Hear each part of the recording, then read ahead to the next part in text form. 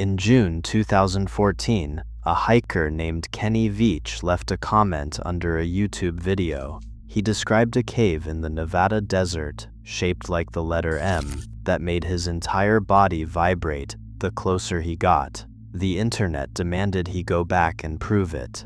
On his third trip into those mountains, Kenny disappeared. Search teams found his phone beside an abandoned mine shaft. His car was parked miles away. His body has never been recovered. A single comment, posted on June 13, 2014, set everything in motion. Kenny Veach, writing under his YouTube handle, described a cave shaped like a capital M, hidden somewhere in the Sheep Mountains north of Las Vegas. He wrote that as he got close, the whole body started to vibrate. The closer he got, the worse the vibrating became. Suddenly, he became very scared and hightailed it out of there. The post was casual, almost offhand, but it caught the attention of viewers who pressed for more. One anonymous reply stood out. "No one who has found that cave has ever come back." With that, a local hiker's story became internet legend overnight. Kenny was not a newcomer to risk or to the desert. He had spent more than 20 years hiking alone through Nevada's backcountry, sometimes handling rattlesnakes with his bare hands, sometimes dropping into abandoned mine shafts without backup. His YouTube channel, Snakebit held only a handful of videos, mostly quiet explorations and gear reviews. Friends and family described him as resourceful, stubborn, and drawn to places most people avoid. In the months before the cave incident, Kenny left his job as a coffee machine technician, citing money problems. His girlfriend Sherion Pilgrim would later say he struggled with depression and refused to seek help, haunted by his father's suicide years earlier. These facts, pulled from her public comments and interviews, add a layer of complexity to Kenny's choices in those final months. The terrain itself is as much a character in this story as any person. The Sheep Mountains rise abruptly from the Mojave, forming a barrier between the sprawl of Las Vegas and the restricted airspace of Nellis Air Force Base. The region is a patchwork of Bureau of Land Management land and military test zones, with boundaries that shift and overlap. Hundreds of abandoned mine shafts scar the ridgelines, remnants of copper and lead extraction, some later used for classified military experiments. The ground is fractured, the wash is deep, and the rock unstable. Temperatures can swing from freezing nights to triple-digit days. Drug traffickers and illegal off-roaders sometimes cross these canyons, but mostly the desert is empty and unforgiving. A round-trip hike to the area Kenny described can take 10 hours or more, with no cell service and little hope of rescue if something goes wrong. This intersection between a viral online dare, a skilled but troubled hiker, and one of the harshest landscapes in North America would make the search for answers as difficult as any physical expedition. The internet's excitement and speculation would soon collide with the reality of the desert, a place where evidence disappears and silence is often the only witness.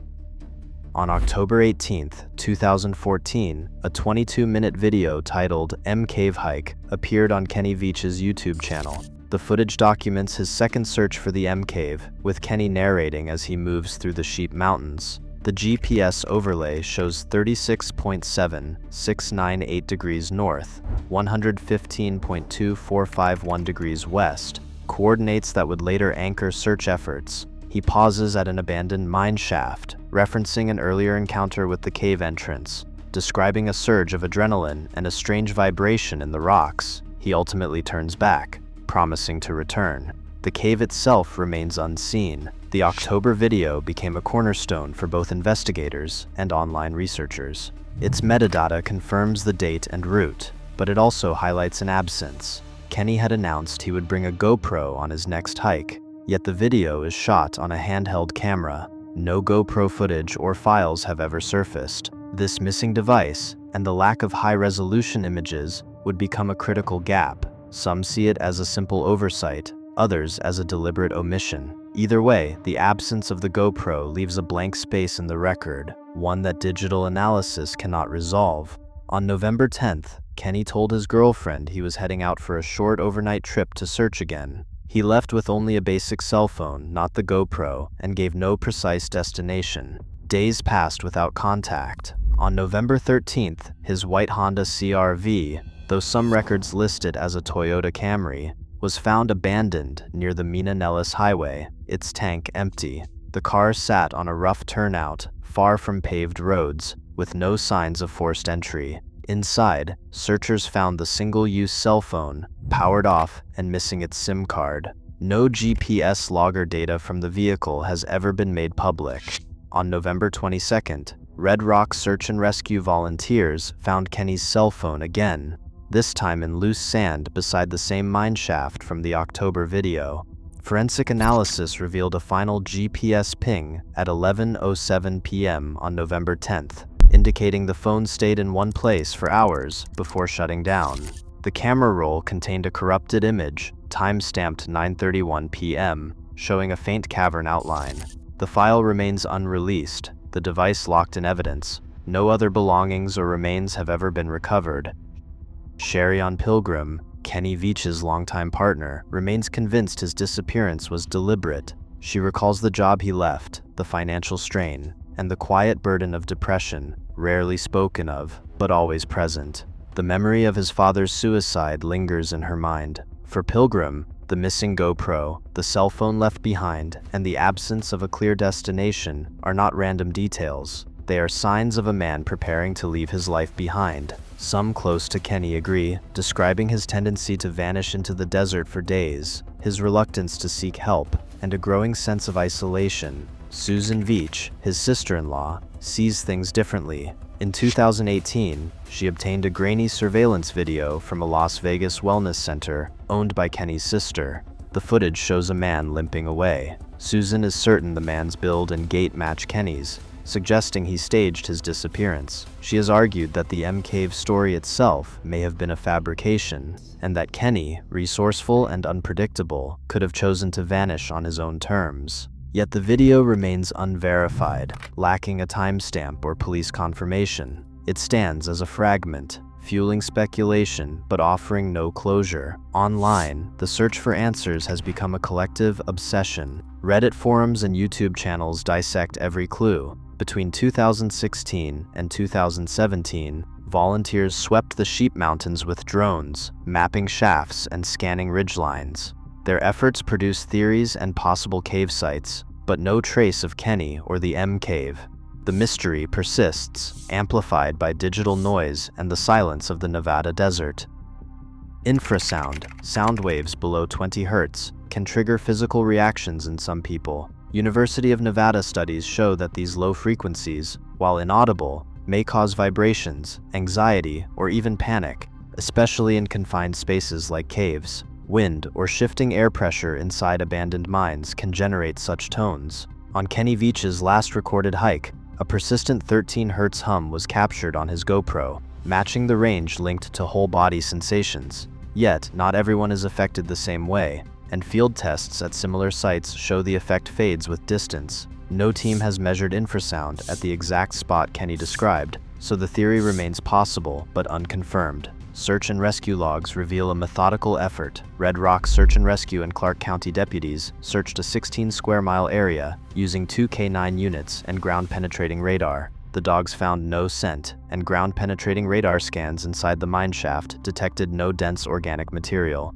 No clothing, shoes, or remains turned up in any official or volunteer sweep from 2014 to 2017. Only Kenny's phone, left in loose sand near the shaft, and his empty vehicle, parked miles away, were recovered. Forensic analysis showed a corrupted final image and a stationary GPS ping before the phone powered down. The lack of physical evidence continues to challenge every explanation. Each major theory faces its own gaps. An accidental fall fits the terrain and the phone's location, but the absence of remains is striking. Suicide is suggested by Kenny's depression and his girlfriend's account, yet no note or body was found. A staged disappearance relies on speculation, lacking hard evidence. Infrasound remains plausible but unproven. The puzzle endures, each answer incomplete. The Nevada desert keeps its secrets. No GoPro, no body, only an abandoned phone and a warning echoing online. Enter the cave, you may not return. As digital myth collides with real-life loss, the unanswered question remains: what truly waits in the silence beyond the last signal?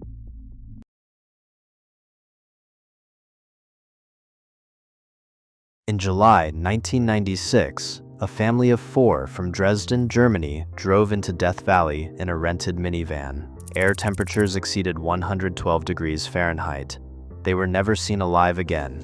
A 250-person search found the vehicle, but not a single trace of the family. It would take 13 years and 1 retired engineer to uncover what the desert had swallowed and why everyone had been searching in the wrong direction. Heat presses down on the valley floor, thick and relentless. In July, Death Valley becomes a furnace with no escape, where the air itself can burn the skin and every breath feels heavy. The official weather station at Furnace Creek records average highs of 112 degrees Fahrenheit, but the ground temperature can climb even higher, radiating off the salt flats and rocky canyons. No trees, no streams, only a vast emptiness stretching for miles in every direction. The park covers more than 5,000 square miles, bigger than some states, and yet it offers almost no relief for those who wander off the main roads. In the backcountry, it can take hours for help to arrive, if anyone even knows to look. Cell service is almost non-existent, and the nearest shaded structure could be a half-day's walk away. Dehydration starts quietly, an hour or 2 after water runs low. Sweat dries before it can cool the body, and the mind grows foggy as the sun climbs higher. Seasoned rangers know that even a short detour, a single missed turn, can turn fatal in this kind of heat. Here, the desert does not forgive small mistakes. In the shimmering distance, the faint sound of an engine grows. Outsiders are approaching, unaware of just how thin the margin for error has become. Egbert Rimkus, Cornelia Meyer, and their 2 sons, Georg and Max, carried the optimism of a summer holiday as they set out from Dresden. Their family was newly blended. Egbert, an architect in his 30s, had divorced but remained close with his son Georg, now 10. Cornelia, a graphic design student, brought her 4-year-old son Max. The 2 boys, used to sharing vacations, looked forward to one last adventure before school resumed in the fall. They arrived in California in early July 1996 after a long flight from Frankfurt. The rental paperwork at Los Angeles International Airport listed Egbert and Cornelia as the drivers of a green Plymouth Voyager minivan, chosen for its space and comfort. The contract specified a return date at the end of the month, a routine detail that would soon become a clue for investigators. The van was loaded with luggage, a German-language travel guide, and the kind of road trip excitement that can make even the most unfamiliar landscape feel inviting. For the family, the American West was a place of open roads and endless possibility. They had no experience with deserts like Death Valley, no reason to suspect that the terrain could turn from scenic to deadly in a matter of hours. The minivan, with its air conditioning and soft seats, seemed a reliable shield against the heat. But the desert's rules are absolute, and the family's sense of safety would prove heartbreakingly fragile. At 3:20 in the afternoon on July 23, 1996, the minivan's air conditioning struggled against the heat as Egbert Rimkus pulled off onto the gravel near a remote junction. Cornelia Meyer, map in hand, dialed a local gas station from the passenger seat. The call was brief and practical. She asked about road conditions ahead, mentioning they were short on time and considering a shortcut. The attendant, who later noted the exchange in his logbook, warned that the road was unpaved, sandy, and rarely traveled. Still, the family pressed on, trusting the guidebook's promise of a scenic route and hoping to save hours on the drive west. The van's fuel gauge hovered near empty, a detail that might have gone unnoticed in the rush of decision-making. With 2 children in the back, the adults weighed their options: to double back toward the main road and certain safety, or to risk the shortcut through the heart of the desert. The visitor log at Furnace Creek had recorded their presence earlier that afternoon, but now there would be no more official entries, no more scheduled stops. Coordinates later recovered: 35 degrees, 52 minutes, 3 seconds north, 116 degrees, 58 minutes, 29 seconds west, pinpoint the van's final halt. The engine cooled as the sun dropped, but the heat radiated off the sand, making every minute outside unbearable. The shortcut, meant to save time, had delivered them into a dead end. Each small choice, trusting a map, ignoring a warning, pushing a little farther, had stacked quietly against them. The van would not move again.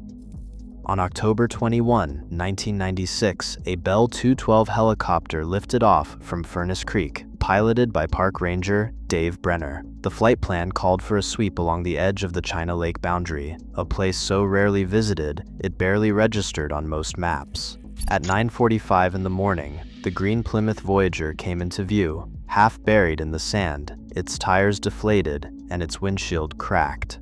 Brenner landed and recorded the precise GPS waypoint, 36.5200 north, 117.1583 west, then began a methodical inspection. The van's doors were locked. On the roof, a luggage tag with the name Mahood clung to a metal rail, faded but legible. Inside, the air was stifling, thick with the smell of sun-baked plastic and dust. Brenner's inventory listed 2 coolers, a German-language travel guide, a child's safety seat, a jug with only a little water left, and an empty receipt from Rent-A-Car. No passports, wallets, or signs of the family themselves. 8 photographs were taken, each frame capturing the stillness and the absence.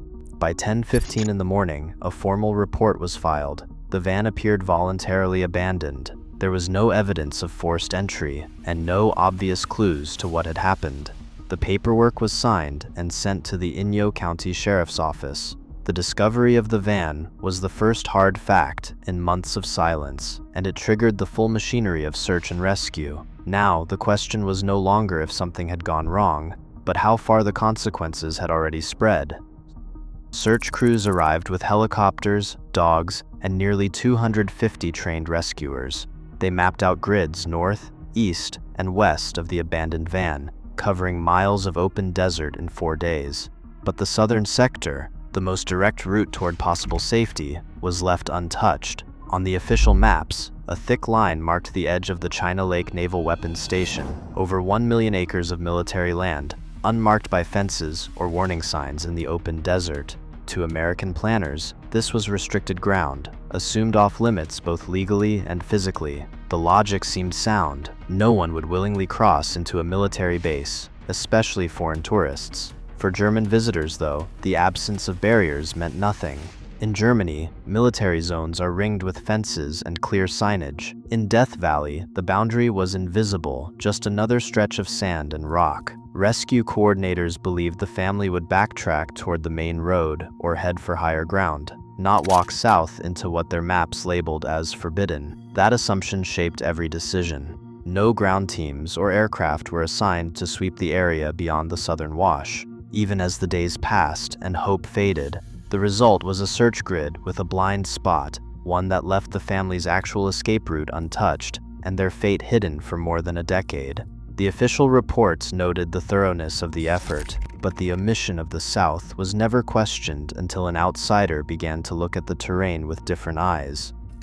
Tom Mahood stood at the edge of the wash, sweat stinging his eyes, GPS in one hand and a battered printout of the 1996 search grid in the other. 13 years had passed since the van was found, and still no one could say for certain what became of the Death Valley Germans. Mahood, a retired engineer with a habit for detail, had pored over every map and logbook, convinced that the answer lay not in the official reports, but in the overlooked lines between them. Where the search teams saw a boundary, military land, off-limits and empty, Mahood saw only more desert, indistinguishable from the rest. He traced the terrain on foot, following the logic of thirst and hope, not the lines on someone else's map.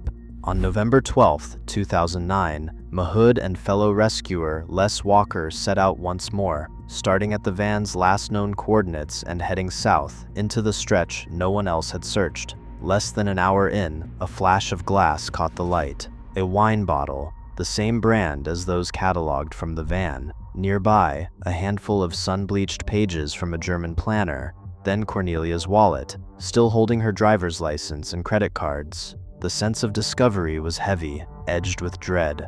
A few steps farther, the ground gave up its secret. Human bones, scattered and half-buried, lay in the shadow of a low rise. 2 adult skeletons, later confirmed by DNA as Egbert Rimkus and Cornelia Meyer, a child's shoe sole, brittle and shrunken, offered the only sign of the boys. The artifacts, travel documents, a water purification bottle, a hand-drawn map, were meticulously photographed and logged, each one a silent witness to the ordeal. The sight of those bones made the distance between speculation and truth suddenly impossible to ignore. When the news reached Germany, it ended years of waiting for answers, but not the ache of what was lost. The desert had kept its silence for over a decade, and only a stubborn civilian logic had finally broken it. Even now, Death Valley claims the unprepared. Over 200 search and rescue calls every year. The desert's silence hides both tragedy and truth, demanding humility from all who enter. For those still seeking answers, the landscape's indifference endures. Some mysteries, like the heat, never fully let go. Share your thoughts below.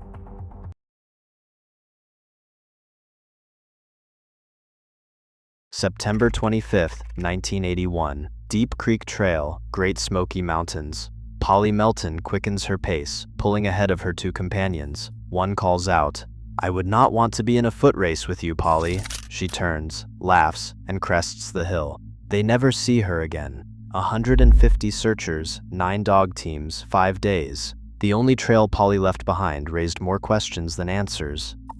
The afternoon air along Deep Creek Trail carried the sound of footsteps and laughter. 3 women moved through the woods, following a path they all knew well. It was September 25, 1981.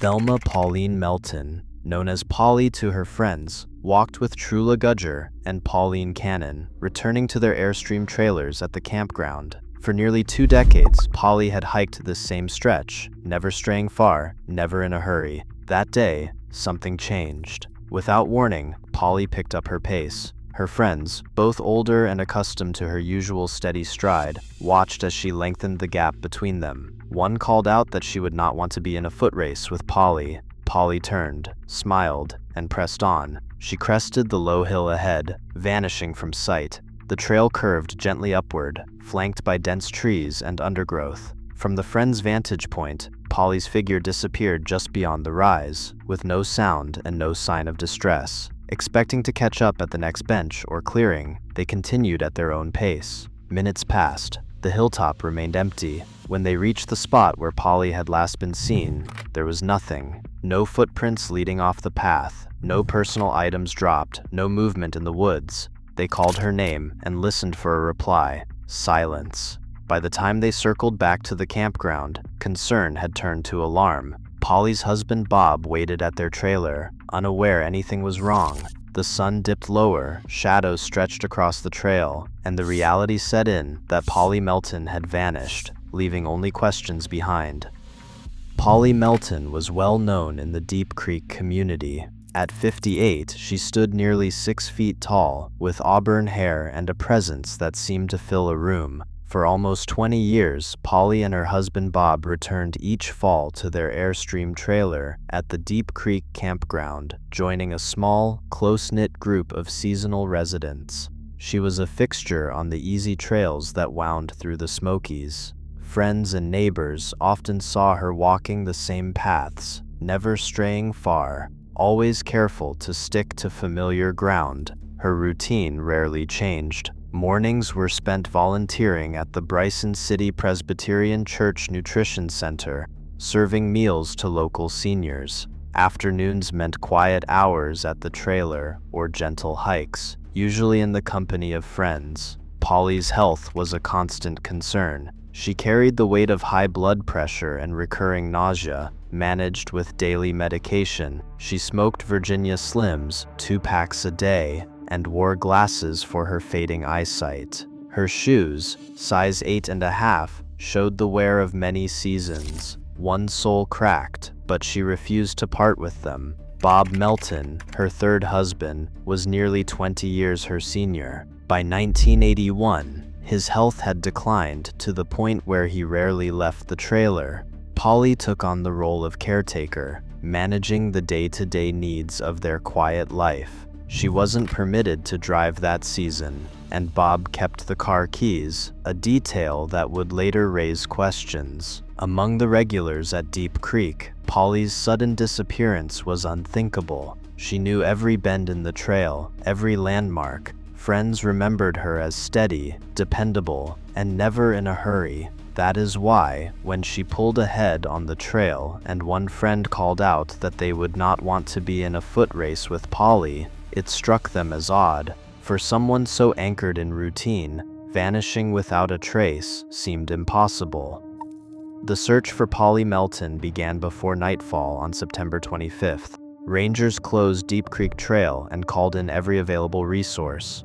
Over the next 5 days, 150 volunteers and 9 trained dog teams combed the woods, fanning out along the path Polly had walked for years. The operation covered miles of trails, ravines, and thickets, but the results were as stark as they were unsettling. The dogs, some of the best in the region, picked up Polly's scent at the precise spot where her friends last saw her, just beyond the rise. They followed it to a fallen tree, where the scent gathered strength, as if she had paused to rest. Then, nothing. The trail ended cold. No footprints led away. No broken branches or dropped belongings gave any hint of her direction. Rangers and volunteers swept the area again and again, but the woods offered no answers. Park officials grew frustrated. One ranger later said that if she had been in the park, the dogs would have found her. The search left behind only questions. How could a woman vanish so completely, with so many eyes and noses on her trail?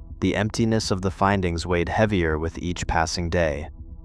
Inside the Airstream trailer, the reality of Polly's disappearance took on a sharper edge. A quick scan of her possessions revealed she had left behind her purse, car keys, wallet, and identification. There was no money missing, no overnight bag packed, and her medications for high blood pressure and nausea remained untouched, except for one detail. Bob Melton's prescription bottle of Valium was gone. Polly had taken Valium in the past, during a period of depression after her mother's death, but friends believed she had stopped by 1981. The missing bottle raised new questions. Had she taken the pills before the hike, or had she removed them for another reason? No one saw her carry anything besides her cigarettes on the trail. For a woman who smoked 2 packs a day, even her lighter and pack were unaccounted for. That evening, Bob Melton's health took a turn for the worse. Some accounts say he suffered a stroke and was hospitalized, but no official record confirms this event. What is clear is that Bob's declining health had kept him confined to the trailer, and Polly had become his primary caregiver. The sudden loss of his wife and the uncertainty about her fate left him isolated and dependent on others. The missing Valium, the absence of essentials, and the strain on Bob's health all pointed to a mystery that extended far beyond the boundaries of the park. Each missing item, each unexplained absence, added another layer to the puzzle. The question was no longer just where Polly had gone, but why she had left so much of her life behind.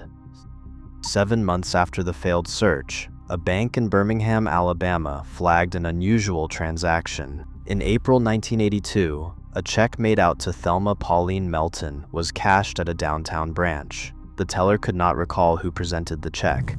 No identification was recorded, and no handwriting sample was collected for analysis. Investigators traced the check to an interest payout, routine banking business, but the timing and location raised questions. Polly's family had roots in Alabama, but no one there reported seeing her. There were no leads on who might have cashed it, or if Polly herself was involved. The check's appearance, hundreds of miles from Deep Creek, forced investigators to widen their scope. The trail that ended abruptly in the Smokies now stretched all the way to Birmingham, with no clear explanation of how or why. Pastor Tom Harris, who knew Polly from her church volunteer work, told investigators he believed Polly had been struggling in the months before she vanished. He described her grief over her mother's recent death, and he shared an unsubstantiated suspicion that Polly may have become involved in an affair. No physical evidence confirmed this, but the pastor's account added a layer of complexity to the search for motive. On September 24th, the day before Polly disappeared, her supervisor at the nutrition center noted she made a rare phone call to an unknown person. Polly never used the center's phone, and she offered no explanation for the call. The following morning, she missed her volunteer shift for the first time in years. These private signals, a pastor's uneasy intuition, a single unexplained call, and a skipped commitment, suggested the possibility of plans or secrets known only to Polly. Each detail complicated the question of why she left and whether her disappearance was truly voluntary. 4 explanations have shaped the investigation into Polly Melton's disappearance. The first considers an accident. Dense Smoky Mountain terrain, hidden ravines, and swift creeks could easily conceal a fall or medical emergency. Yet searchers found no physical trace, and trained dogs lost her scent at a fallen tree, not off trail. The second theory turns to medication. Polly had a history with Valium, and her husband's prescription went missing that day. Disorientation or overdose might explain a sudden departure from the path, but again, the search yielded nothing. Foul play remains a possibility. Polly wore diamond jewelry, and the window between her vanishing and her friends cresting the hill was brief. Still, there were no signs of struggle, and the trail was well traveled. The last theory, voluntary disappearance, gains weight from the pattern of clues: a missed shift, a mysterious phone call, the missing Valium, and a check cashed in Alabama months later. Each path holds unanswered questions, but the evidence quietly leans toward the possibility that Polly planned her own exit, leaving behind a puzzle that endures. Today, the unanswered questions remain as stark as the moment a friend joked that she would not want to be in a foot race with Polly. In America's most visited national park, someone can still vanish without a trace. The search for certainty endures. The silence over Deep Creek lingers.